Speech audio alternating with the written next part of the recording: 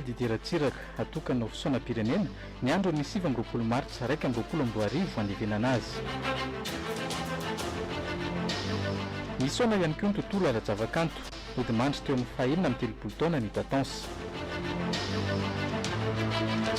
Serana mpiara-manidina Nosbe, maro ireo mpandeha niditra sy nivoaka ny Madagasikara tamin'ireo sidina farany omaly. Matoam-baovao atolotra mampionina Rakoto Arson.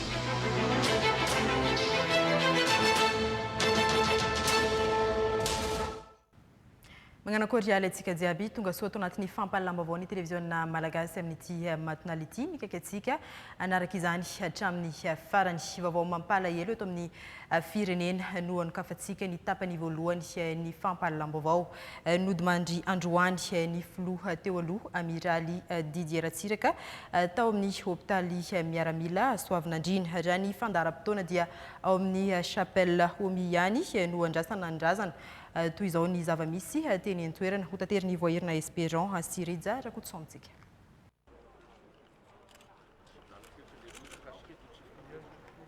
Tamin'ny 4 ariva no nivoaka teto amin'ny tranopatiny hôpitaly Soavinandrina ny vata mangatsiaka ny amiraly Didier Ratsiraka filoham-pirenena teo aloha. Efa ora maro talohan'izany no tonga nanorotrona teto avokoa ireo mpiray antoko aminy sy ireo fianakaviana akaiky ary ny fitondram-panjakana amin'izao fotoana izao. Ataoriana izay dia ny tanjozotra niazo ny chapelle teto amin'ny hôpitaly miaramila Soavinandrina andrazana nisy ny fanompoam-pivavahana fohy niarana tamin'ireo fianakaviana sy ny solitena mpanjakana.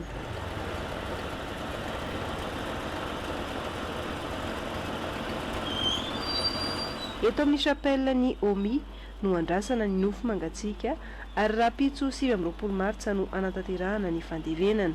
Mialohan'izay anefa hoentiny eny amin'ny lapam-panjakana Iavoloha ny filoha amiral Didier Ratsiraka. Toy izao kosa ireo lalana holalovany makeny Ambohitsaina, Iavoloha, Bypass, Mandroseza, Ambanidia, Akiraohatra, Antanimora, Ambohitsaina ary eny amin'ireo fasany mahery fon'ny firenena eny Mozole no anitrihana ny razana. Akoatrin'ny na filoham-pirenena azy dia manamboninahitra ambony teo anivon'ny tafika an-dranomasina ihany koa i amiraly Didier Ratsiraka. Nanahoana izay fiainana miaramila azy izay rahantsika miaraka amin'ny Griffine Bakolena.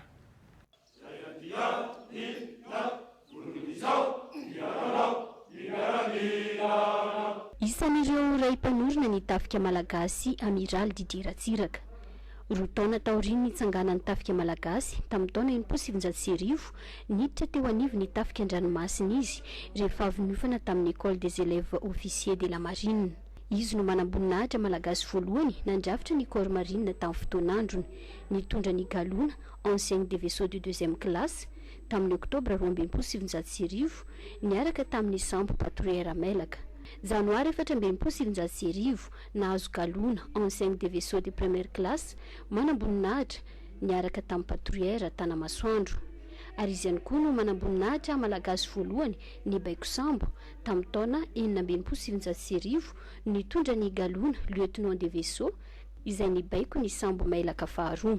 1960 hazo l'indépendance teraka ny tafika malagasy tafika an-dranomasina raha tsy diso 61 vao teraka 60 62 2 ans ny école navale vita ny Jeanne d'Arc de Vanso mais miverena tanindrazana ianao sous-lieutenant présenté de mandana San Diego de l'officier en second tamin'izany fotoana zaho redy de tamin'izah alohan'ny école navale zay tsy mety raha zaho redy tamin'izany fotoana zany mbola tsy mitovy ny officier de pont officier de marine sy ny officier mécanicien zay za tsy anderery any fomba tady namany Sibongui za comme forcer de raha raisiko Sibongui comme mécanicien samy mody moa zay de taty aorina aka sambo faharoa Mailaka faharoa Mailaka voalohany aloha tonga tamin'izay fotoana zay nisy foara atao Tamatave raha tsy diso tonga tany Philibert Tsirana sy ny namany de niditra teo amin'ny sambo teo de araka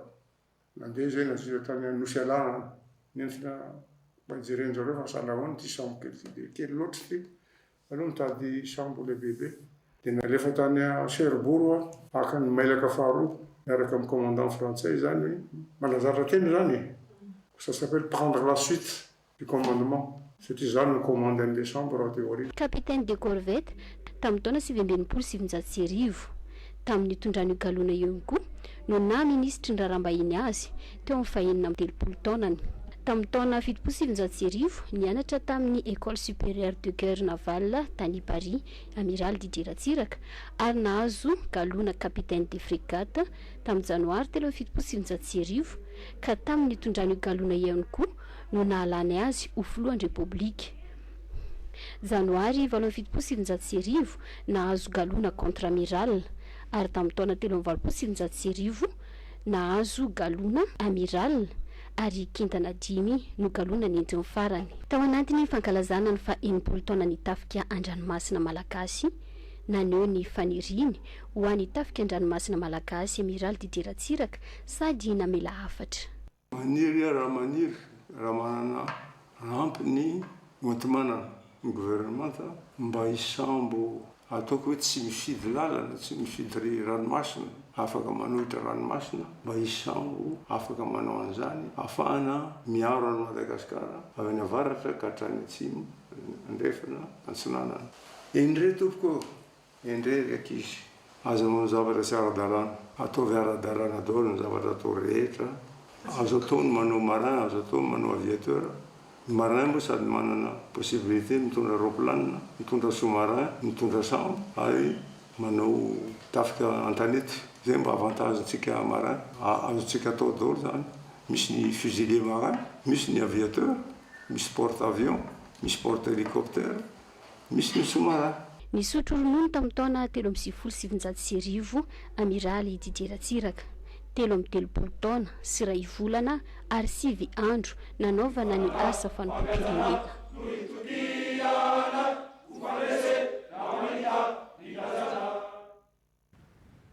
Teo amin'ny fahadimy amby 20 taona ny amiral Didier Ratsiraka izao izy nindosy ny fahafatesana izao. Rahantsika manaraka izao kosa indray ny tantara fohifohy momba azy rahantsika amin'ny nandrianina zafatra maro. Ananika ny fahadimy amby 20 taona nahaterahany amin'ity taona ity ny filoham-pirenena teo alohan'ny amiral Didier Ratsiraka izao nindosy ny fahafatesana izao.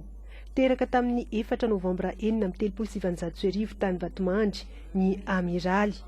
Dieny mbola kely dia efa hita fa matsilo saina ka nalefa ny ray aman-dreny nanovo fianarana tany Frantsa rehefa namita ny fianarana ambaratonga voalohany sy ny ampahany amin'ny ambaratonga faharoa tao Moramanga, tao Ambatondrazaka ary tao amin'ny kolejy Masindamisely tao Amparibe. Tantarainy fohifohy tamin'ity oronan-tsary nandritra ny fampelezan-kevitra fifidianana filoham-pirenena ny taona 2024 ity ny lalam-piofanana ny diaviny. Ratsiraka Didier tompoko ngamba efa fantatrareo momba nianatra nanala bac tany Paris, bac première partie, de bac deuxième partie, série mathématique moderne. Nianatra tao amin'ny maths sup Henri IV, mathématique spéciale Henri IV, nanao heritaona tao amin'ny Sorbonne nanao droit, économie politique. Dia rehefa avy eo tafiditra tany amin'ny école navale, dia nanao école des officiers de transmission, nanao école de guerre, de voantso, attaché militaire tao Paris. Rehefa avy eo voatendry ministre raharaham-bahiny tamin'ny fitondran'ny général Ramanantsoa. Rehefa avy eo dia voafidy tao amin'ny directoire ho filoham-pirenena. Dia lany filoham-pirenena nandritry ny 19 taona. Voaroaka tamin'ny fitondrana no notakotaka sy norotaka teto Tananarivo, teto Madagasikara.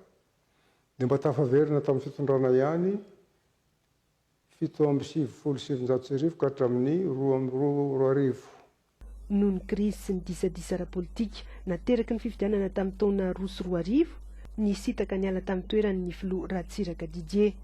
Very olomanga ny firenena, ny tafika malagasy ary koa ny tontolon'ny politika eto Madagasikara amin'izao fahalasan'ny filoham-pirenena teo aloha ny amiral Didier Ratsiraka izao.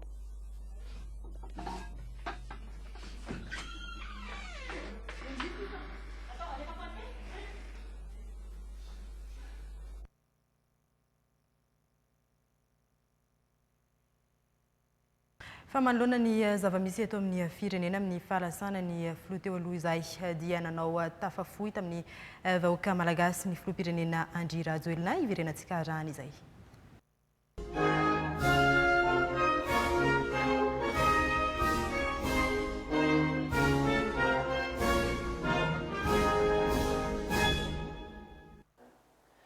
Ry malagasy namako, avako manerana ny nosy. Amin'ny alahelo lehibe no ampandrenesako ny vahoaka malagasy iray manontolo. Ny falasan'ny amiral Didier Ratsiraka, filoham-pirenena teo aloha, androany alahady fa 20 ny volana martsa 2024 tamin'ny 9 sasany maraina. Nandao antsika izy ary very olomanga ny firenena. Tsy zoviana amintsika rehetra na tanora na zokiolona izany amiral Didier Ratsiraka izany. Nitondra ny firenena nandritra ny taona maro izy, mpitarika namiratra teo amin'ny sehatry ny politika. Ministry ny raharaham-bahiny tamin'ny fitondrana nentin'ny Jeneraly Ramanantsoa izy ary ministra tanora indrindra tamin'izany fotoana izany. Lehilahy navitrika sy toteny. Nampamiratra sy nideran'ny malagasy azy ny nanavozany ny accord de coopération teo amin'ny Madagasikara sy la Frantsa tamin'ny taona 17 sy 700. Filohan'ny Repoblikan'i Madagasikara nandritra ny 13 taona nanomboka tamin'ny taona 570 sy 700 izy. Manamboninahitra ambony indrindra teo anivon'ny folo alin-da malagasy ny amiral Didier Ratsiraka. Nanandratra avo ny sotoavina sy ny mamalagasy izy fony ny filoham-pirenena. Nanakoako teto amin'ny Oceana Indiana, tany Afrika ary maneran-tany mihitsy nilaza ny aranitan-tsainy sy ny fahaizany. Izy no nanafaka ny Madagasikara tao anatin'ny zone franc. Na inona fironana ara-politika sy tsy vitovi-kevitra taminy dia samy manaiky ny rehetra fa nisy ary maro ny zavatra vitany teto amin'ny firenena. Amma manamboninahitra ambony indrindra azy teto amin'ny folo alin-da malagasy dia nanapa-kevitra ny fitondram-panjakana sy ny fianakaviany fa omena azy ny asina sy ny voninahitra mendrika azy ka ho asitrika eny amin'ny fasan'ny mahery fo na mausolée eny Ambohitsaina ny amiraly Didier Ratsiraka. Izy raha tao ihany koa no any tokana amiraly mitondra ny kintana 5 teo amin'ny tafika na ny folo alin-da malagasy. Noho izany dia ataontsika ho andro fisaonam-pirenena raha-pitso fa 20 ny volana martsa ho fanomezam-boninahitra farany azy. Ny lanonana fanaovana veloma farany azy dia ho atao eny amin'ny cour d'honneur ny lapa-panjakana ny Avoloha izay tsara ny manamarika fa lapa natsangan'ny tombokilahy ny lapa eny Avoloha. Koa raha-pitso aza fa 20 ny volana martsa amin'ny 2 ora folakandro no anatotosana izany lanonana fanaovana veloma farany azy izany. Ary ho arahana mivatana amin'ny televiziona nasionaly izany. Ao arinany izay dia iainga izotra any amin'ny mausolée eny Ambohitsaina ny razana. Ny lalana amin'izany dia miainga eo Avoloha, mamakivaky any bypassy, miditra any Mandroseza, mandalo any Ambanidia, mamakivaky an'iny Ankraoatra iny ary dia miakatra makeny Ambohitsaina. Koa eny andalana ao anatin'ny fanarahana ny fepetra ara-pahasalamana no anaovana ny kopatanana sy fanaovana veloma farany azy amin'izany. Folaka andry ny ankinana ny fianakaviana, very ray aman-dreny ny firenena, koa miondrika ampanajana sy ampitiavana eo anatrehan'ny filoha Didier Ratsiraka ny malagasy iray manontolo ary miombana alahelo amin'ny fianakaviana indrindra ny vady aman-janany. Mampahery an'izy ireo ary indrindra mirary fahasalamana ihany koa ho an'ny ramatoa Céline Ratsiraka vadina velany, koa amin'ny anarany malagasy tsy vaky volo sy ny fitondram-panjakana ary amin'ny anarana mivady manokana noa anolorako fiara-miory sy afankahirezana ny fianakaviany. Andriamanitra manakare-pahasoavana ane, iomba ny fanahany, iaraka ivavaka ho azy isika, ary indrindra Andriamanitra ihany koa noa amafy ny ranomaso sy ampitony ny alahelo eo amin'ny fianakaviana amin'izao fisarahana toy izao. Masina ny tanindrazana, misaotra tompokilà, mankasitraka tompoko vavy.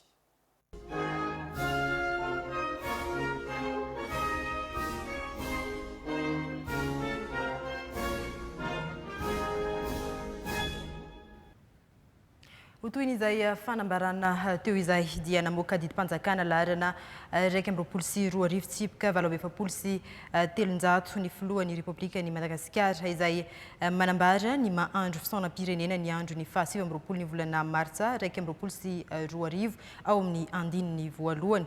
Ny andininy faharoa ampiarina kosa ireto fepetra ireto mandritra izany. Voalohany, misaona ny sainam-pirenena rehetra manerina ny tanin'ny Repoblikan'i Madagasikara. Faharoa, voarara ny lanonam-bahoaka isan-karazany na ny réjouissance publique ary tsy azo atao ny mivarotra zava-pisotro mahamamo.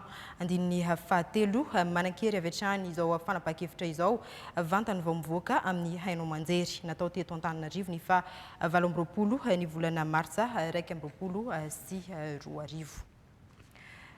Fa makasika izay fahafatesany Amiraly Didier Ratsiraka izay ihany dia betsaka ireo mpanao gazety, izany hoe niarany asakaiky tamin'ny mpanao gazety ihany koa ny filoha teo aloha Amiraly Didier Ratsiraka. Nanahoana ny fahitan'izy ireo ny fiara-miasa tamin'ny arahantsika izay.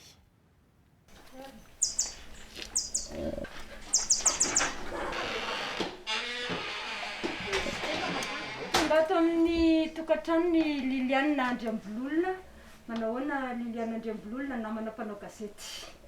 Salama tsara. Misaotra an'Andriamanitra aloha mbola salama tsara tamin'izao. Liliane Andriambololona moa zany tsy zoviana amin'ny maro fa anisan'ny ireo mpanao gazety tena nankafizo ny filoham-pirenena Didier Ratsiraka miaraka taminy nanao an'izay asany serasera zay teo anivon'ny télévision malagasy ka dia andeha iresadresaka atsika hoe amin'ny Liliane Andriambololona hoe nanahoana zany asa niarahany tamin'ny filoham-pirenena Didier Ratsiraka. Safidiana miaraka amin'ny filoham-pirenena anao ny asa serasera ao anatin'izany. Tsy moramora kanefany anisan'ny hoe votsonga zany ny tena tao anatin'izay anao ny asa dia ny zana no na tsara azy na voaka azy araka ny tokony ho izy. Ny filoha Didier Ratsiraka mantsy raha mba ny fahafantarako azy nandritra n'izay fifaneraserana tamin'izay dia tsapako fa olona tena manam-pahaizana tokoa, olon-kendry izy ary tena hoe nanana toetra tsara. Fa tena hitako hoe tena nampiavaka anazy dia ny fitiavany amin'ny firenena malagasy sy ny fitiavany ny malagasy. Ary zay ny ezahako nasongadina tao anatin'ireo karazana reportage nataoko zany. Dia izy zany dia olona amin'ny maha-olon-tsotra azy dia hitako izy fa olona tia fihavanana, tsy tia mandainga, mahitsy rehefa manao zavatra. Fa teo amin'ilay hoe asa fanaova gazety zany, asa sarotra io asantsika io, gaga sy talanjona hoe fa maninona président Ratsiraka tsy mbola mibaiko anazy zany na indray mandeha ary. Nisy fotoana moa dia tena vakivavana ny azy hoe ianao ka tsy mba manakambara monsieur le président fomba hitaterako an'ity vaovao rehetra atao ho anao ty, dia niteny izy asanao io izy nianatra an'io ianao tonga hatra nivelany ianao nianatra an'io izy ataovy ny asanao manahoana zany président Ratsiraka zany rehefa miteny kabary eo amin'ny sehatra iraisam-pirenena tena hoe miteny amin'ny teny français hoe fierté malagasy zany ary mpanao gazety rehetra tsy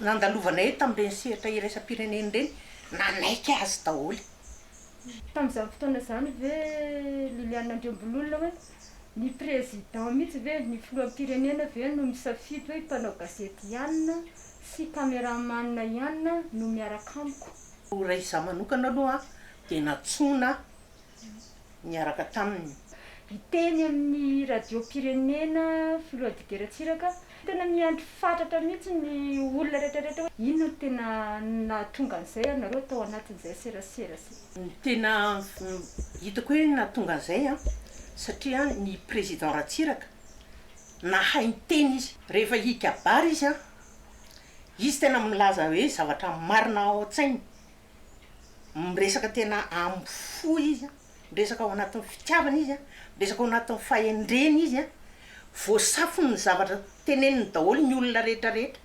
olon'ny communication zany ny président Ratsiraka za aloha anisan'ny niaraka tamin'ny matetika indrindra fa mankany any ivelany fa nahavariana kely ahy zany Ratsiraka zany rehefa mankany ivelany efa vita avy aty daholo ny zavatra rehetra ilaina any hatrany amin'ny charbon ny vary ny rano avy ao an-dranovelona hoentina daholo fa tsy mividy zavatrano mihitsy no fa zavatra eto Madagasikara any iny no hoentina any any amin'ny roplan fa ny zava-misy izy koa zany tsy nanao dépense mihitsy amin'ireo roplan mitondra anay ireo na io ilay firenena miantso no miantoka ny roplan sy ny hotely fa ny sakafo kosa besoin rehetrarehetra rano sotroina dia hoentina avy aty daholo zay fitsitsina zay fa tena nitsitsy izy ary tsy nandanindany vola mipanjakana amintsisy tika raha ny toetrany par rapport taminareo nanahoana zany Ratsiraka zany raha hoe par rapport aminareo mpanao gazety zay mpiaradia amin'ny matetika tsaroako tsara tany Toliara nanao tany Majunga tara zay amin'ny 20 izy nandray ny filohan'ny Comorien ngambany izay tao Majunga tara zay dia nanontaniana fa ninonareo tara zay nandeha nisakafo fa ninonareo fantatrinareo za hiasa olo izy fa ninonareo ndray mandeha misakafo na za koa mbola tsisy sakafo fa tsisy nilazao taminay hoe mbola andray olona ianao dia taizanareo ny sakafo izy tany avary mitsangana dia tezitra be izy tamin'ny ministre nantsony ministre tia ianao an'izany ntsony izy mpanao gazety miaraka amiko any avary mitsangana mihina dia maire tenao izy fa za tsy tenina tonga hoe rehefa miaraka aminy dia miaraka amin'ny sakafo aminy zay hoaninay aty izy dia hoaninareo satria tsika samy hiasa hoan'ity firenena ty mbola iverenantsika rehefa avy eo nitohiny izay vaovao mahakasika ny fahafatesany amiraly Didier Ratsiraka izay fa fantatra fa very olomanga ihany koa ny tontolony kanto malagasy satria dia nodimandry teo amin'ny fa 4 taonany hita tons isan'ireo mpanakanto malagasy nanana ny lazany teo amin'ny tontolony kanto malagasy izay amin'ny fiangaliana gadona slow fahasarotana teo amin'ny fiterana no nitarika amin'izao fahafatesana izao afitra somatsara kosa ilay zazakely voerina Espéron no hitaritra an'izay Kutsandrano masuni tabako aminirene Samitumane na wisanandro mararite Sinampuiswa na umbola nambita Iny hira iny dia isan'ny hira nahafantarany maro any Tatonsa na hira Jonarvony tsy zaraina Nathalie Hortense teraka tamin'ny 20 Jolay 2027 ary nindosany fahafatesana teo amin'ny fa 4 taonany rehefa nandalo fahasarotana teo amin'ny mpiterahana raha afitra somatsara kosa ilay zazakely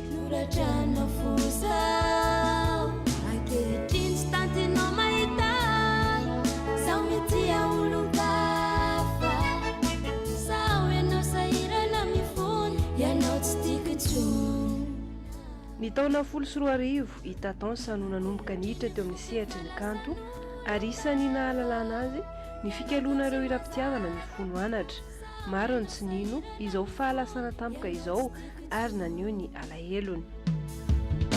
Raha misy olona iray mba tena tianao anavy tsara mba tsy hanenenanao ka zavariana fafinaretana mandalo fa manimba raha maro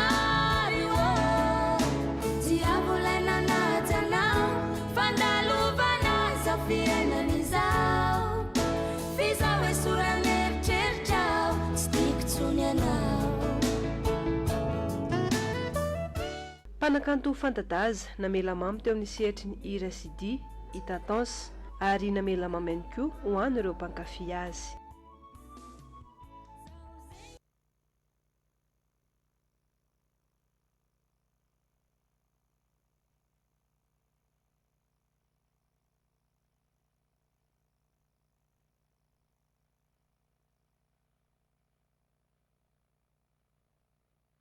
Eny amin'ny gymnase Korondranomo no iandrasana n'izay vata mangatsika ny mpanakanto Tatansa izay amin'izao fotoana izao dia eny an-toerana ihany koa ny eo anivon'ny ministera ny serasera sy kolotsaina manome voninahitra n'izay vata mangatsika ny mpanakanto malagasy Tatansa izay fa iverenantsika ny vaovao mahakasika ny fahalasana ny filoha amiraly Didier Ratsiraka mitondra ny fanehoan-kevitra mahakasika azy ireo mpanao politika izay niara-ny aina sy niara-ny asa akaiky taminy. Nanomboka taona firy ianao no niditra tao anatiny antoko Arema ary hatramin'izao ve ianao mbola Arema nanahoana izany niainana niaraka tamin'ny filohan'ny Arema zany? Raha ny fidirana Arema moa dia efa nisy ny fotoana naharitra mbola na fivondronana dia efa mba niditra tamin'izany hoe tanora Arema zany ny tenako tamin'ny 83 tamin'ny 1997 ny tena niditra tsehatra amin'ny Arema ary nanangana namelona moa zany fa tsy nanangana namelona ny Arema tao Antsirabe. Tonga ny fotoana tamin'ny 2013 tany angamba no nangatadalana tamin'ny filoha Antsaina Didier Ratsiraka ary nangatatsodrano tamin'ny président hoe miala Arema fa za miala Arema fa za toujours ratsirakista za zany ratsirakista foana ray aman-dreniko na isana io na nisy raha nidisadisa tao am-pikambana Arema ka mbola fantatra fa vonona mpikambana rehetrarehetra amerina zany hoe voninahitry ny Arema zany dia noho ny fanajako sy fanomezako voninahitra ny ray aman-dreniko io dia vonina iverina Arema. Za manokana moa dia tsy mbola nanao politika raha tsy nanomboka ny taona 2014 zany hoe efa tsy nafiloam-pirenena ny amiraly Didier Ratsiraka. Na inona no tenena na inona dia betsaka ny zavatra napetrany. Za rehefa niditra tamin'ny sehatra politika dia maka ny torohevitra avy any aminy satria tsapa fa tena ray aman-dreny izy ary manana traikefa betsaka azo raisina. Tamin'ny farany taona 2020 moa izay mianaka no nipankahita farany rehefa lany sénateur aho dia mba nanontany zavatra maromaro satria araka ny teneniko teo raha misy manana traikefa amin'izany sehatra politika sy fitantanana ny firenena zany dia ny amiraly Didier Ratsiraka angamba ataoko tsy mahadiso ahy no miteny an'izany. Tokony fanometanana atrantsika mba hampandrosan'ny Madagasikara ary ao anatin'ny fitoniana satria zay no mba tena ny masoa ny amiraly Didier Ratsiraka tamin'ny fahavelony hoe tsy hisy fitantanana firenena vanina raha tsy ao anatin'izany fitoniana zany fa fandalana ny tany tandalana fankatoavana ny lala mpanorenana misy sy velo eto amin'ny Madagasikara. Zay azo atao hoe tantely na melamanga satria zany ray aman-dreny zany dia anisany nanao ny rehetra ampiroboroboana ny firenena sy nampianatra hitsinjo ny faritra rehetra zay misy eto Madagasikara dia ny teny fisotra angamba dia hoe ray aman-dreny ny firenena ary ratsaronareo anisany namorona an'izany antoko lehibe arema nanana ny tantarany tokoa teto amin'ny tany sy ny firenena ary ny tenako zao moa dia azo lazaina fa hoe anisany rosafidy araky ny statut zay tena hoe mifehy an'io antoko politika io zany akory tsy hoe voafidy fa eo ihany ny toro lalana ny ray aman-dreny zay nanorona zany antoko zany ary voninahitra lehibe miara-miasa taminy. Androany ihany koa dia niaratsika naheno toy ny varadatsaka tamin'ny maraina teo ny fahenona fa nandao antsika ihany koa ny ray aman-dreny be ny firenena ity zay mpitondra nandritra ny fotoana naharitra teto amin'ny firenena dia tsy iza zany fa ny amirali Didier Ratsiraka be da be ihany koa ny zavatra napetra no an'ity firenena ity anjaratsika taranaka teorina anjaratsika amin'izao fotoana zao no manohy zay tsara vitany manohy an'ireo ezaka zay nataony teto amin'ity firenena ity fa indrindrandrindra ao anatin'izao vanim-potoana iainantsika zay manahirana dia manahirana izao dia engany mba ho ny fifankatiavana sy ny fifanampiana ary ny firaisan-kina no anjaka bebe kokoa eto amin'ity firenena ity.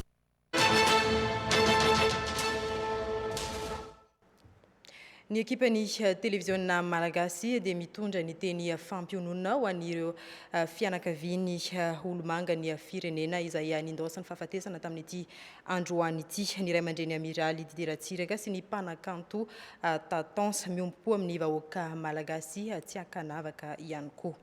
Fa toy izao indray ireo fivoarany tarehimarika ho an'ny Covid-19 eto Madagasikara tao anatin'ny 4 ora farany izany hoe ho an'ny daty ny 7 ny volana martsa misy 220 ny tranga vaovao tamin'ireo 10 natao fitiliana 17 kosa no sitrana soamantsara ary misy 9 no maty n'ity valana retina ity 12 sy 19 ireo manaraka fitsaboana 20 kosa ireo ao anatin'ny forme grave. Fa nirongatra ny valana retina Covid-19 tato ato noho ny tsy fanajana ireo fepetra ara-pahasalamana fepetra izay tokony arahana hatrany ary mbola manan-kery sy mitoetra eto amin'ny tany Repoblikan'i Madagasikara. Keita Revila. Mbola mitoetra avokoa ireo fepetra napetraka tany aloha hisorohana ny fianaka ny valana retina Covid-19 toy ny fanaovana arivavaorona, ny fanasana tanana matetitetika ary ny fanajana ny elanelana iray metatra. Tato ato anefa dia tsikaritra ny alefa ny fanajana ireo fepetra ireo, ao ireo manao arivavaorona tsy ara-dalàna misy mihitsy aza tsy manao izany, ny fitangorongoronana etsero manga ny fotsiny. Isany namporongatra ny valana retina Covid-19 tato ato ny tsy fanajana ireo fepetra ireo ary antony nampahazo aina sy namparitaka ity valana retina ity bebe kokoa ny tsy fanajana izany ka nahatonga ny Madagasikara tafiditra tao anatin'ny deuxième vague na ny fisian'ilay Covid-19 amin'ny endriny vaovao sy mafimafy kokoa na ilay variant avy ao Afrika Atsimo. Tsy maintsy nakatona inosy be sy mahajanga noho ny fiparitahana retina be loatra anantoerana ary mety hiditra amin'izany ihany koa ny faritra hafa raha toa ka mitohy ny tsy fanajana ireo fepetra. Raha tsaivina dia nisy ny fepetra vaovao napetraka tamin'ny 20 martsa lasa teo izay mifantoka amin'ny teboka maromaro. Raha rana ny mamory vahoaka mihoatra ny 200 ny fifaninanana ara-panatanjahantena rehetra dia tsy mbola mahazo hatrehana raha tsy nahazo fahazahoan-dalana manokana. Ferana ihany koa tsy mihoatra ny 10 ny mpandevina ary mila levina maika raha toa ka Covid-19. Hamafisina ny fanaraha-maso ny fanajana ireo fepetra ara-pahasalamana rehetra. Afaka miantso ny BIS na ny bataillon d'intervention spéciale ireo mitondra ny atsimoka aretina covid-19 mariana ihany koa fa ny tompona andraikitra isam-paritra dia afaka mandray fepetra manolona ny zava-misy any amin'ny faritra tsirairay misy azy ireo mba ahafahana miaro ny vahoaka sy ny fahasalamany.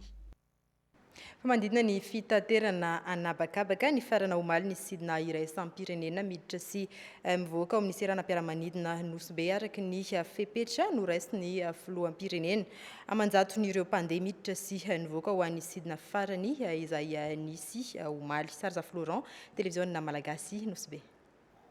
Nahitana olona mpandeha ho an'ny ivelany misa 27 amby zato ary olona nody eto Antanindrazana 9 amby 20 amby zato tamin'ny asabotsy 17 amby 20 mars 1 amby 20 sy 4 andro farany isian'ny sidina mivezivezy mampitoy ny Nosy amin'ny agny ivelany izay mihato aloha mandritra ny 5 amby 10 andro araka n'izay fanambarany filoam-pirenena tamin'ny asabotsy fa 20 volana mars lasa teo.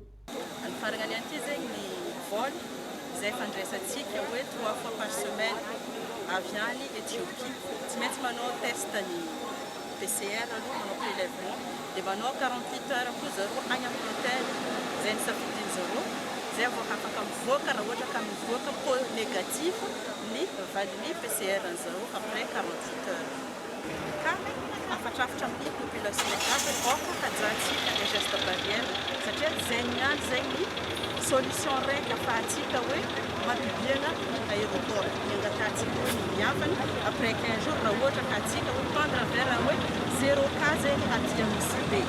Tonga nijery ny famaranana ny sidina iraisam-pirenena na n'olona miditra na mivoaka teto amin'ny seranam-piaramanidina iraisam-pirenena faseniny ireo mpikambana amin'ny CCO eto Nosy izay antariny filohany Mananjara Lucin. Nanentana izy ireo fa ny fanajana ireo fepetra sakana ireo no vaolana ialana amin'ny fikatonana tahaka izao. Eo amin'izay ady amin'ny Covid-19 izay ihany tsy ankiato ny hetsiky ny ekipa ny ministera ny fahasalamana amin'ny fanaraha-maso ny herinaratra sy ny oksigène amin'ireo hôpitaly mandray an-tanana ireo marary eto andrenivohitra ho fitsaboana sy fisorohana ny loza amin'ny Covid-19 ny tety toeram-pitsaboana maromaro sy toerana mpamokatra oksigène ny ministry ny fahasalamam-bahoaka tamin'ity androany ity. Aina Rabetany sy Toutson François no hitatran'izay. Ny herinaratra, ny oksigène, fitaovana miasa mafy amin'izao firongatry ny valana aretina coronavirus izao, indrindra fa ireo manana forme grave, ny tety sy ny jery akaiky ny fahatomombanana izany teny amin'ny village voara, hôpitaly Nanosiala, Manarapenitra, Asiera ary Mpifelantanana ny ministry ny fahasalamam-bahoaka. Ny fidinana zany dia mijerena mba ho isy foana ny oksigène tsy ho tapaka ary mitondra ny vahaolana maro samihafa. Dia nijerena koa zany ireo karazana machine zany na fitaovana amikarana herinaratra raha sendra tapaka ny jirama zany. Isan'ny notsidian'ny ministra ihany koa ny EOL, toerana mpamokatra oksigène. Ato zany zao dia tsy mamokatra afa-tsy oksigène ho an'ny hôpitaly, ho an'ny marary ankehitriny. Efa najanona avokoa zany ireo famokarana oksigène izay ilaina any amin'ny industrie ohatra sy ny sisa fa dia mifantoka tanteraka amin'ny famokarana ny oksigène ilain'ny marary. Ty toerana ty zany zao dia mampiasa herinaratra be mihitsy hita ary eto zany dia manainga ny tompon'andraikitra zany mba tsy asiana fanapahana mihitsy zany ny herinaratra makamin'ity toerana ity satria raha fatapahana hoe le ataontsika hoe microcoupure reny fatapahana kely matetitetika reny dia lasa mahatara adiny ray zany dia efa mamokatra oksigène be dia be zay ilain'ny marary nefa ny tara raha tapaka ny herinaratra zany manentana amin'ny hôpitaly rehetra mandray covid ireo aoka re mba andray andraikitra isika mba tsy misy fatapahana ny herinaratra makany amin'izy ireny. Nozaraina CVO avokoa teto ireo mpiasan'ny fahasalamana ho fiarovana azy ireo amin'ny asa sahaniny amin'ny ady amin'ny Covid-19. Fa efa nahazo ny anjara CVO plus avy amin'ny filoam-pirenena ireo miaramilany amin'ny faritra Atsinanana nanatanteraka ny fizarana izany ny lehiben'ny ZDS Pangalana Angbavao ny Griffine Bakolina. Tafiditra ao anatin'ny faripiarovana sy fandriampahalemana na ny ZDS Pangalana ny faritra Atsinanana misy any Tomasina, Analanjorofo ary Aloatra Mangoro. Nizara ny CVO plus anjaran'izy ireo ny komandiny ZDS Pangalana mba ahafahan'ireo miaramila miaro tena hiady amin'ny coronavirus ary hiaro ny vahoaka. Ity ilay seveo polisa le arovatsika tena arovatsika maramila tena valanaretina covid-19 izay mamoa fady amin'izao fotoana zao. Toy ireo faripirovana sy fandriampahalemana hafa efa amperinasa ary mandraindraikitra noho izany indrindra fa ao anatin'izao ofisiny valana retina izao ny komande ny faripirovana sy fandriampahalemana ampangalana. Efa mitsangana ihany koa ny brigade intervention spéciale automasina iay ireo vahoaka ao anatiny faripirovana sy fandriampahalemana ampangalana. Zay ny mahakasika ny vaovaon'ny covid-19 eo amin'ny fifandraisan'ny Madagasikara amin'ny any ivelany ny farana omaly sabotsy ny fankalazana ny herinandro ny francophone ho an'ny teto Madagasikara hetsika maro no notanterahana anisan'izany ny lohabary andasy natao tao amin'ny ministera ny raharaham-bahiny anosy nandrianana rasafindra maro sy Fanira Andriamanana. Ny fiteny frantsay eo amin'ny sehatry ny diplomasia miainga avy any Genève any Suisse mipaka aty Antananarivo. Io loha hevitra io no ny fampizaran'ireo fianakaviam-ben'ny diplomaty eto Madagasikara. Ny fampizaran'ny traikefany manoloana ny fampiasana ny fiteny frantsay ao anatin'ny asany avy ireto diplomaty sy tompon'andraikitra mampiasa ny fiteny Molière ireto. Anisan'ny fiteny ampiasaina amin'ny fivoriana iraisam-pirenena ny fiteny frantsay. Zava-dehibe loatra hoy ny ministra ny raharaham-bahiny malagasy nandritra ity fifanankalozana ity raha resahana indrindra amin'izao fankalazana ny francophonie izao. Il est en effet important de discuter de la place du français dans la diplomatie et de célébrer le rôle important de cette même diplomatie. Manana ny toerana eo anatin'ny diplomasia raha teo ny fiteny frantsay. Izy no mampifandray ara-kolontsaina an'ireo firenena maro maneran-tany ary izy indrindra no mampisy izao fifampizarana izao hoy ny ministra Tendrazana Velo Jacoba Olive. Pour la Suisse, évidemment, surtout au niveau multilatéral, le français demeure la première langue. Quand la Suisse s'exprime au niveau multilatéral, nandray anjara teto ihany koa ny masovo Suisse eto Madagasikara. Nambarany fa sady fiteny ampiasaina ao Suisse raha teo ny frantsay no ilainy amin'ny mahadiplomaty azy. Ireo diplomaty any ivelany nandray anjara tamin'ity lohabary andasy tamin'ny alalan'ny fifandraisana ampitaindavitra ity ihany koa. Nandritra ity fankalazana ity no nanolorana loka ho an'ireo nahazo mendrika tamin'ny fifaninanana soratononina amin'ny fiteny frantsay. Ivadika lafim-baovao hafa isika mametraka rafitra voamamy ny tetikasa Madamadio any Mandro commune Ampasimalemy distrik'ny Vangaindrano hitantana ny zavabita ampateza azy ka ny antony rehetra ihany koa ny ministry ny rano nandritra ny fitsidiany fanorenana ny Sinbendrano any antoerana hanatevina ny fambolekazo mba ahafana misitraka rano fisotro madio. Boudjoné Argent, télévision malagasy Vangaindrano. Vola be ny lan'ny fitondram-pazakana miaraka amin'ireo mpiara-miombonatoka amin'ny fanorenana fototra-fitrasa tahaka izao. Ny zavamisy matetika miara-mijanona amin'ny fifaran'ny tetikasa ny zavabita ny fisotran'ny vahoaka izany. Miverindalana ny afa-pantrona. Mila fandraisana andraikitra ny olona tsirairay izany. Ka izany no mahatonga ny tetikasa hametraka rafitra hitatana sy hikozakoza ity fototra-fitrasa vita ity. Dia ny vola zay kirakirany zareo amin'ny voamamy io entindreo ampiasana ny fanadiovana. Efa misy vesela voamamy dimy zao mitambatra eto amin'ity Mandro aty amin'izao fotoana zao satria ny voamamy zany tena hita hoe maharitra foana na mandeha ny tetikasa mandeha foana ny fivoriany zareo. Manao ezaka ny fitondram-pazakana mametraka fototra-fitrasa hanalana fahasahiranana ny vahoaka fa adidy ny olona tsirairay kosa ny miara-mientana amin'ny fikazena ny tontolo iainana. Amin'ity faritra Atsimatsinana ity dia mihamasira ny rano satria nahoana tsy ampy ny zava-maitso izay volena ka anisan'ny velorano anankiray miara-miasa aminay ny velorano fahafolo Madagasikara Rakotrano.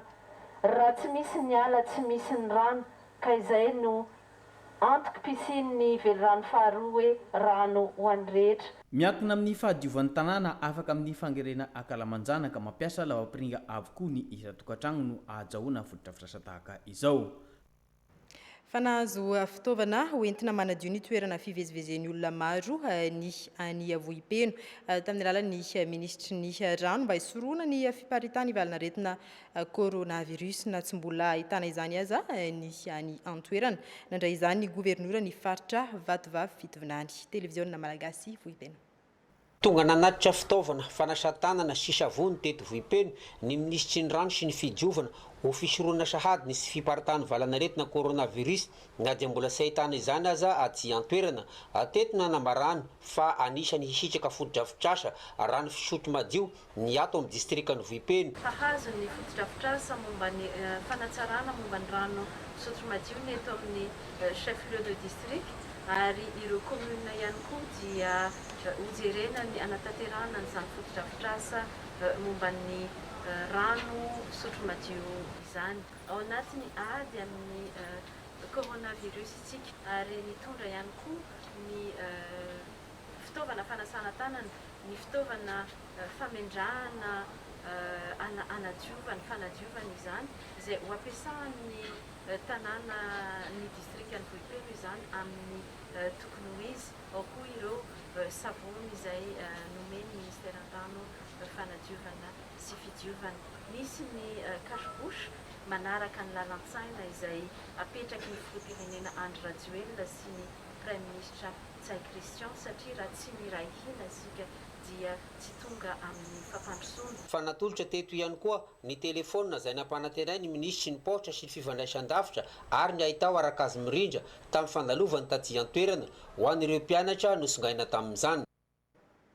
Ny pejiny tontolo iainana tonga nanao tombana sy nijery ny faritra misy ala izay sahan'ny tetikasa talaky ao amin'ny distrikany Taolagnaro ny faraparan'ny herinandro ireo délégationa izay nitariny ministry ny tontolo iainana niaraka tamin'ny masoivo frantsay miasa sy monina eto Madagasikara. Safimariny Parfait, télévision malagasy Fort Dauphin. Ny volana ziona 2024 no nanomboka ny tetikasa talaky izay vasiany vondrona Europeana sy ny AFD vola eo ambany fiahian'ny ministerany tontolo iainana sy ny fampandrosoana lovainzafy miaraka amin'ny ministerany fanazarenany tany sy ny asa vaventy ary ny ministerany fambolena sy ny fiompiana ary ny zono. Ny tetikasa araka izany dia saika misahana ny lafiny ara-tontolo iainana aty amin'ny faritra Anosy atao anatin'ny distrikany Tolagnaro toy ny fiarovana ireo velaran-tany rakotrala miaraka amin'ny fampitomboana izany ka sy diso anjara amin'izany ny fizerena ireo sehatrasa hafa mahakasika ny fiainan'ireo tansaha manodidina ireo faritrala ireo toy ny fambolena sy ny fiompiana ka andrasana ny tetikasa talakibe ho toy nyty tetikasa ity. Manoloana izany dia nisy ny fidirana nataon'ireo avy ao amin'ny ministera telo-piahy izay notariny ramatoa ministry ny tontolo iainana sy ny fampandrosoana lovainzafy miaraka amin'ny masovoin'ny firenena Fransay miasa eto amintsika. Nanao tombana ny asan'ny tetikasa talaky ho amin'ny fanohizana azy amin'ny talaky be eo taty Tolagnaro. Nanao survol aérien zany hoe fijerenan'ny faritra talaky be moa zany no natao teto nijerenan'ireo toerana ho ny zava-mananaina sy roa ivoary izay tsy maintsy arovana satria miantoka ny aina, miantoka ny rano ho an'ny fambolena sy ny fiompiana ary miantoka ny fiainan'ny faritra iray manontolo mihitsy. Manapofo fa dia matoky tanteraka antsika ny mpiara-miombonantoka ary miara-dalana amin'ny vina Madagasikara rakotrala sy ny velirano fahafolon'ny filohan'ny Repoblika. Tsotra ny ho an'ny faritra Anosy angamba ny zavatra nirasana amin'ity tetikasa izay ataoko hoe lehibe ty tetikasa ty dia sady tetikasa izay miankina tanteraka amin'ny izay ho fitsinjovana sy ny fitandrovana an'izay fahasimbany ala zay no amafiso ny andriamatoa Michel Bouchard masovoiny firenena Fransay ny solotena ny mpamaso vola fa mbola vonina hatrany izy ireo ny hanoana ny tetikasa sy ny fiaraha-miasa amin'ny fanjakana malagasy. Hojerena akaiky ny fiahina sy ny fanomezana asa ho an'ny mponina ahafahany miaro ny tontolo iainana nomena solosaina ihany koa ny lehibe nala ahafahany miasa inona ny olany tamingana manko ireo harena voajanahary raha mitoy ny fitrandrana ny atiala ny manavy any amin'ny faritra Androy. Priskara miara-manana solotenanay any an-toerana. Miapotika ny ala ny manavy ato amin'ny commune Antanimora, district Ambovombe, faritra Androy. Ity ala ity dia ala maika na forêt sèche izay mampiavaka ny ety an-toerana. Tsapa fa mbola maro ireo biby sy harena voajanahary tokony arova mampiavaka ny faritra. Isan'ireny ny varika, ny sokatra ankoatran'ireo azo sarobidy atahorana ho lany tamingana. Ny zavatra hita aloha zany dia noho ny fahantrany olona noho ny kere tsy manana anton'asa izy ireo dia izay no antony anapahan'izy ireo an'izany hazo izany ary izy ireo dia hazo izay efa mialany tamingana toy ny katrafay ny fampiasana ireo karazana loharanonkarena voajanahary izay fantatsika efa mila arovana mafy nefa amidin'izy ireo zany ahafahan'izy ireo manana antom-pivelomana sy foto-tsakafo. Nidina ifotony tafa tamin'ireo mponina ny minisitra ary nitondra vahaolana maharitra iarovana ny tontolo iainana. Iary asa ministera hafa kosa nefa ny tenany ahafahana mamaly ny fialana fototry ny mponina toy ny fambolekazo na ihany koa ny fanomezana rano fisotro madio. Izany no atao dia mba ahitana vahaolana sy hanomezana asa vaovao an'ireo mponina ireo ivelomany. Vina goavana tratrarin'izy ireo ny tsy trandrahana intsony atiala fa ireo mponina ireo ihany no omena asa sy andraikitra hiaro sy hikady izay tontolo iainana ety fotony izay. Ho any amin'ny faritra Sofia kosa isika nametrahany governoran'ny faritra Sofia miaramila anaramaso sy iambina ny sisin-dranomasina any antoerana ho fanamafisana ny tsy fiparitany valana retina indrindra ny tsy hidirany sambo vahiny. Any Sara miarambelo televiziona malagasy Antsoy. Ametrana miaramila miambina avokoa ireo sisin-dranomasina fanamiditra ny faritra Sofia ho fanamafisana ny tsy hiparitany valana retina coronavirus indrindra ho fiambenana ny sisitany sy fanaraha-maso tsy hidirana ireo sambo vahiny. Sisin-dranomasina telo no ametrana azy ireo. Fiarovana ny sisin-dranomasina mba tsy ho tafidirany vahiny izay mety hitondra ny valana retina Covid-19 avy atsy Comore no voalaza tamin'iny fa niza ka tsy mazava ny fidirany dia handray andraikitra ny folanin-dahy ato amin'ny zone de défense et de sécurité Ankarafantsika miaraka amin'ny groupement gendarmerie ny Sofia. Miaramila zay halefa ny Analalava, ho alefa ny Anjajavy, ho alefa atia amin'ny faritra ny Maromandiha. Zany hoe ho fehezana zany ny sisin-dranomasina ato amin'ny faritra Sofia ary hoentitra dia hentitra fa tsy hisy vahiny ho tafiditra ntsokosoko. Ny gendarmerie pirenena sy ny tafika malagasy no manatanteraka izay fanamafisana ny fiambenana ny sisin-dranomasina ny faritra Sofia izay atanjona ny amehezana ny valana retina coronavirus. Eo amin'ny lafiny fitaterana iroso amin'ny sehatry ny ara-dalàna amin'izao fotoana izao ny tontolon'ny fitaterana any amin'ny faritra Bongolava iny.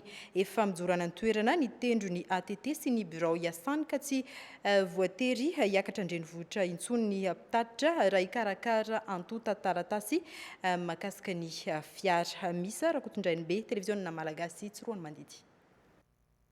Tafapetraka eto amin'ny faritra Bongolava ny antokondra ramosana ny fitanterana an-tanety izay sana ny faritra Bongolava sy ny ampany amin'ny faritra Melaka. Hoentitra ny amin'ny fisavana sy fanaraha-maso akaiky ho an'ireo tsy manara-dalàna ary nanome fehi-potoana 20 andro hikarakarana ny antota taratasy mba hidirana amin'ny ara-dalàna ny Italie Général ny ATT. Tsy tokony hisy intsony mpitatitra manao an'ireny hoe transport clandestin. Eto zany zay tsy mbola manasazy. Fa everiko fa malalaka ilay 20 andro hikarakarana ny taratasy zany ange herinandro le vita hidirana ao anaty ara-dalàna. Fa raha misy minina miala tsiny fa mijanona tsy miasa. Eto aminareo ny ATT dia tongava manatona ny ATT ao anatin'ny ara-dalàna ihany no ahafahantsika manatsara an'ity asa fitaterana. Ao anatin'ny ara-dalàna no ahafahantsika mametraka ny fepetra ara-pahasalamana rehetrarehetra. Zava-dehibe ho an'ny eto an-toerana izao fametrahana ny ratsamangaiky ny ATT izao. Isan'ny efa nangatantsika efa hatramin'ela ny fisiana ratsamangaiky ny ATT aty amin'ny faritra Bongolava izay efa amatono rehefa nangataka izay satria mandringa ihany tsika rehefa tsy misy ATT.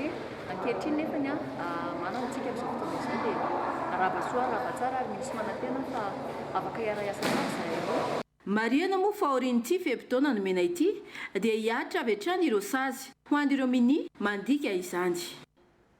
eo amin'ny vaovaon'ny kolotsaina manohy ny asa tagna maro amin'ny fampiarana ny kolovoary izay natomboky ny eo anivony ministera ny serasera sy ny kolotsaina foibe ny any amin'ny fitaleavam-paritra Fianarantsoa tsy niasa irery izy ireo tamin'izany fa nisy ny tolo-tanana avy tamin'ireo ONG samihafa rahantsika izay mifanindran-dalana amin'ny fandalana ny kolotsaina ny fiarovana ny tontolo iainana sy ny fandalana ny maolo-pirenena ka amin'izao hetsika tagna maro izao dia nasongadina ny kolovoary. Raha amin'ny lafin'ny tana maro dia efa ao anatin'ny contrat programme ny ministera ny serasera sy kolotsaina. Lafy zavatra anankiray mifampiankina dia ny kolotsaina sy ny tontolo iainana izay no mahatonga izao tana maro amin'ny alalan'ny fanomezana ireo bac atri selektifa zany ka dia nanomboana azy eo anivon'ny fitalevam-paritsy ny serasera sy kolotsaina mahasiatra ambony. Hamafisina araka izany ny fanentanana ny isaky ny birao-panjakana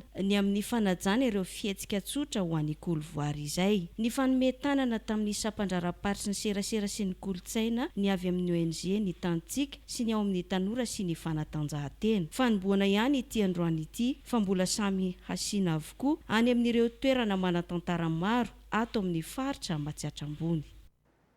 Fa nidina teny amin'ny commune Masinday Avaradrano nijery fotony sy nitokana fodrafitrasa fampandrosoana ny filoha ny anteny mirando olona hetsika voalohany ny onany tamin'ireo vondrom-bahoaka amparitra izay ampiombo-nantoka amin'ny anteny mirando olona. Bertrand Ranevmanana. Fotodrafitra roa mamaly ny filana ara-tsosialy ny vahoaka nitetezana 7.70 metatra sy ny CSP2 teto Masindray izay nitokana amin'ny filohan'ny anteny mirando olona ery manana Razafy Mahefa. Nambarany fa zava-dehibe eo amin'ny fampandrosoam-paritra ny fiarah-mientana amin'ny commune sy ny sehatra tsy miankina tamin'ny alalandrimasera na Matsivola. Ao anatin'ny asan'ny olona mihitsy moa zany ny fiahina ny commune ka ny fahatongavanay eto amin'ny commune Masindray eto amin'ny fokotany amin'ny Hanga zany dia misy an'izany hoe tena fiahina zany satria makasitraka aloha niezaka vitan'ny monsieur le maire sy ny commune Ray Manontolo momba ny lavitany zao CSP1 izay tena manara-penitra zao ary efa misy ny fitaovana rehetra manara-penitra mbola maro ny vinavina asa ny fiarah-miasa izay tsy maintsy atao dia efa natoloky Andriamatoa ben'ny tanàna moa zany dia efa eo am-pandiniana ny fanatanterahana amin'izany satria izay zany no andraikitry ny atao sénateur dia raha misy ndolany eny amin'ny commune dia miaraka mijery ny vahaolana ary efa mijery ny vahaolana izay zany ankoatr'izay dia voaresaky ny solombavam-bahoaka firaisana fahadimby na ivraolodinina ny olana misy amin'ny resaka aditany ka nilazany fa tsy azo ekena ny fanararotana amin'ny endriny maro. Efa nisy niezaka tamin'ny fitondram-panjakana amin'ny PIF na boefoto fananatany na amin'ilay titre fobe misatokajany fa nareo moa efa manana ny ben'ny tanàna dia ataovy ny fitarainanareo eto taratasinareo fa vonina iaro anareo hatramin'ny farany izay. Ny commune Masindray moa dia iray amin'ireo commune atao anatin'ny district Navaradrano izay mangetaheta fampandrosoana. Amaraparanana ny vaovao ny hetsika famboleka azo toerana maromaro nazahoana agny-baovao mahakasika izay rahantsika vetrany. Hirotsaka an-tsehatra amin'ny fampandrosoana ny firenena sy handray anjara amin'ny fanatrarana ny vina fanjakana amin'ny Madagasikara rakotrala ny UEM Union Emergence Madagascar na ny fikambanany diaspora any ivelany antony nanatanterahana izy ireo dia fambolena zanak'akasia ravitsara sy kininina 500 isa nanodidina ny EPP fonenana Emerité Tosika ity izay kendrena atao filamatra amin'ny fikajinan'ny tontolo iainana sy ny ady amin'ny fivavahan'ny toetrandro.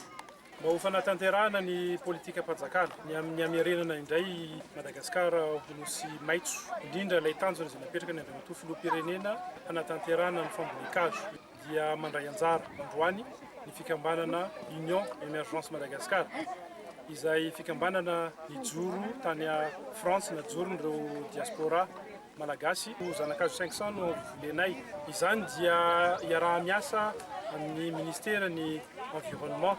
Ny sekolim-pahazo tombontsoa ny fokotany eny toerana moa no handray antanana ny fikojakojana ny zanakazo. Nabarateto fa itoy amin'ny fampandrosoana radio-karena sosialy ny hetsiky ny fikambanana UEM. Hampandray anjara mivantana ireo tanora amin'ny lafin'ny fampandrosoana ny faritra ny aviny sy ireo faritra hafa ny vina ijoroany ny fikambanana karta. na ny cercle d'action et de réflexion pour le développement izay ivondronan'ireo zanaky ny faritra Anosy. Araka an'izay anaran'izay dia fikambanan'ireo olona mitovy hevitra indrindra avy any faritra Anosy izay mikatsaka fampandrosoana ary mieritreritra fa ny fampandrosoana dia azo amin'ny alalan'ny asa atao rehefa nidinina zany asa izany. Ka raha tonga amin'izay fikatsahana ny fampandrosoana zay dia arabasoaraba tsara zay hevitra rehetrarehetra mety atongavana amin'izay. Zay no mahatonga ny filamatray hoe tsy dia atao betsaka loatra ny resaka politika, indrindra ny politika politisianina, fa jerena izay fampandrosoana ny ara-sosialy sy ara-ekonomika dia mino maromarina izahay fa ho mora kokoa ary ho azo atao tsara ny fampandrosoana. Ankoatran'ireo vina ireo dia mitandro ny tontolo iainana ihany koa ny fikambanana ka raha ho amin'ity taona 2024 ity dia nisokafana tamin'ny fambolena zanakazo misy 570 teto Ampongatsara ny tao-piasan'ny fikambanana CARD. Zanakazo fanao fanafody no nosafidin'ny fikambanana Tantelosoa Madagasikara izay miara-miasa amin'ny sekoly fisandrantana Tanjombato tamin'ity fambolekazo andian'ny fahatelo teto Ambato Mirahavavy ity. Misy ravitsara, misy kininimpotsy, misy hêtre, mentalise. Tsika moa zany dia tena ato anatin'ny valanaretina Covid-19 dia ireo karazakazo ireo zany anisan'ny tena hoe tena niasa be tato anatin'ity Covid ity dia noho izay tena nampatonga anay nahatsapa hoe mila mamboly azo mba hikarakarana le fahasalamana zany. Tena hanampiana indrindra sy hikolokoloana ny tontolo iainana le izy mba mandray anjara blika. No amafisana tamin'ny mpianatra teto ihany koa ny fitandrovana ny tontolo iainana ka nambaran'ireo mpikambana fa amafisana ny fambolekazo manomboka izao. Tafiditra ao anatin'ireo ala-panjakana, ala voajanahary eto amin'ny faritra Analamanga, ny faritra Rovana eto Antsorobe, Angavo, izay mirefy 1,4 alina hektara ka ny 2,4 alina hektara amin'io dia mbola ala voajanahary avokoa. Maro ireo biby manan'aina no mbola mivelona eto amin'ity faritra Rovana ity. Misy gidro, misy karazany 7 ka ny mpandeha alina amin'izy ireo dia gidro anaky 5 karazana, ny mpandeha amin'ny atoandro dia misy karazany 4. Maro koa ny voromanidina izay mihoatra ny 70 isany. Ankoatr'izay ny hazo maniry isan-karazany dia reharehany izao fahatarovana Antsorobe Angavo izao. Nisy ny fidinana ifotony nataon'ny taleparitry ny tontolo iainana sy ny fampandrosoana lovain-jafy ary ireo solon-tenam-panjakana eto Antsorobe nijery fotony ny fahasimban'ny ala eto amin'ity faritra Rovana ity. Nisy arak'izany ny fanatevenana ireo ala velona sy ireo ala voajanahary izay miainga amin'ireo tanin-janakazo efa no volavolain'ny fanamby. Zanakazo misa 10 fototra no natsatoka tamina velaran-tany 2 hektara. Zanakazo 5 volohana teto misy tavolo, misy ny fantsikahitra, misy ny elatrangidina, misy ramy dia misy voapaka. Dia isak'ireo karazan'ireo zany no nentina natevenana an'ilay ala. Marihana moa fa le toerana izay simba na may no tena atevenina ohatran'izao mba ahafahan'iny toerana iny zany miarina manenjika an'ireo ala voajanahary namana. Misy ihany ireo mitsofoka tsikelikely makaty anaty ala mangalatra tany. Misy koa mbola mangalatra manao charbon izay iadivanay mafy mihitsy amin'izao fotoan'izao ary misy ilay mpangalatra hazo mbola manao fanaka sy manao hazo trano anaty ala velona indrindra anaty faritra Rovana zany dia tsy azo atao mihitsy. Manodidina ny 1,3 isan-jato ny fampitian'ny ala eto Madagasikara. Raha ny eto Analamanga kosa dia Akazobe sy Antsorobe no mbola ahitana izay faritra Rovana izay. Eo amin'ny pejiny fanatanjahantena Totosa Omaly ny lalao famaranana tamin'ny fifaninanana baolina kitra nokarakarain'ireo mpanakanto ao anatin'ny association des artistes sportifs et culturels ekipa 10 no nandray anjara tamin'izany tao anatin'ity andiany faharoa amby 10 ity. Tojo fanomezana sy Tantely Andriabelo. Ny ekipan'ny FC Bonarabe no nivoaka ho mpandresy tamin'ny fifaninanana baolina kitra ho an'ireo mpanakanto rehefa nandresy ny ekipan'ny Salvapanga tamin'ny 2-0 nandritra ny lalao famaranana. Ekipa 10 no nandray anjara tamin'ity fifaninanana izay nahitana Bira, Bandia, mpitendry, mpilalao sarimihetsika sy ny maro hafa ity. Dia ny tanjona dia ahafahana mifanometanana, mifampizara ny olana ary ahafahana indrindra manamafy ny fihavanana entre samy artista. Zay no antony anaovanao an'izao hetsika isan-taona zao. Ary ao anatin'ny mianara-pahasalamana tsy marina antsika amin'izao fotoana zao nefa dia tsy natao sakana izany satria niezaka nanaja ny fipetraha maro isan-karazany zany ny mpikambana. Hiditra amin'ny andian'ny 17 zao ny fifananana. Ireo mpanakanto zokony no nisantatra izany tany am-boalohany ary tsapa fa efa mipaka amin'ireo mpanakanto zandriny izany amin'izao fotoana izao. Raha ny tantaran'ilay fikambanana aloha dia artista anankenina teo eo. Misy any Vehivy Tsiliva, Azaro Vilonandroya, Siska, miteny an'izao Fandrama. Izay zany no nanovoko azy. Dia nihitatra amin'izay izy dia nare anjara atao daholo presque namagna jiabijiaby tsy voatanisa. Anisany nanoana ny hetsika nataon'ireto mpanakanto ireto ny solombavambahoaka voafidy teo amin'ny boriboritany faharoa. Ankoatra ny toan'Arabola dia isy ihany koa ny ezaka fanatsarana ny foto-drafitrasa eto amin'ny kianjan'Ankatso. Filamatra ary tsy maintsy manomboka alohan'ny avitan'ny mandatny député tsy maintsy ataontsika teray manara-penitra ity Ankatso ity. Tsy maintsy vita izany farafatsiny manomboka satria fierté ary fifaliana anay eto amin'ny boriboritany faharoa ny mandray lalao izao ka tsy lalao eto Antananarivo ihany no lalaovana eto fa na dia lalao national raha maninona moa na international dia ho raintsika eto rehefa vita ity terrain ity. Ankoatra ny baolina kitra dia nisy ihany koa ny fifananana azakazaka 100 metatra sy ny bras de fer.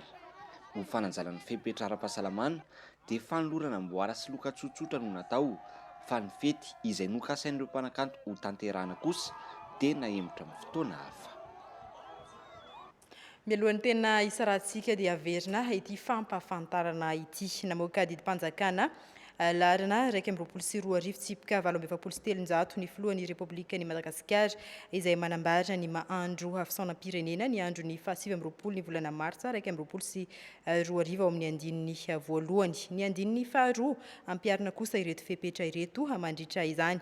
Voalohany misaona ny sainam-pirenena rehetra manerana ny tanin'ny Repoblikan'i Madagasikara. Faharoa voarara ny lanonam-bahoaka isan-karazany ary tsy azo atao ny mivarotra zava-pisotro mamo. Andininy fahatelo manan-kery avetrany izao fanapahan-kevitra izao vantany vao mivoaka amin'ny haino manjery. Natao teto Antananarivo ny 27 ny volana Martsa 2024. Dia izay koa no mamarana ny fampahalam-baovao tamin'ny ity alina ity ankasitrahana bevata ny fanaranao an'izany hatramin'ny farany. Manome fotoananao amin'ny magnaraka koa samby amahavantsika jiaby.